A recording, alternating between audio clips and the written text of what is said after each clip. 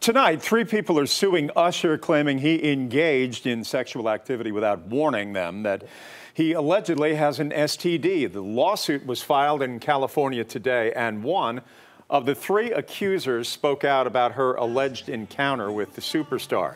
Joining me right now to dig deeper into this lawsuit is 11 Alive's Vinnie Politan.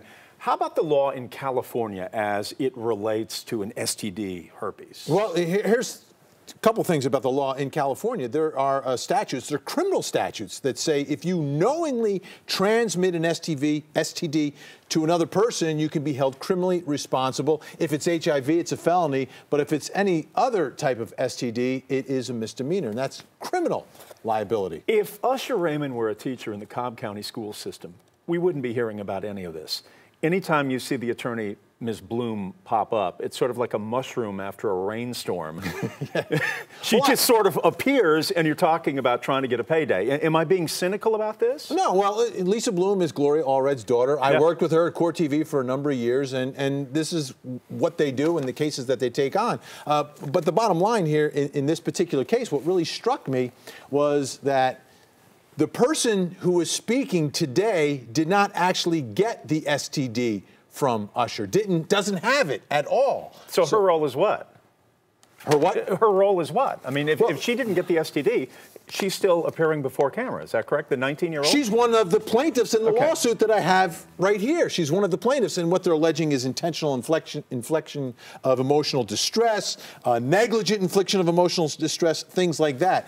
And the bottom line is her case could be a little bit thinner, or a lot thinner, than someone who actually had it transmitted. Because in California, if you actually transmit it, whether it's knowingly or unknowingly, you can be held responsible in a civil court when we're talking about money, not criminal negligence. Speaking of money, what kind of damages are we looking at here?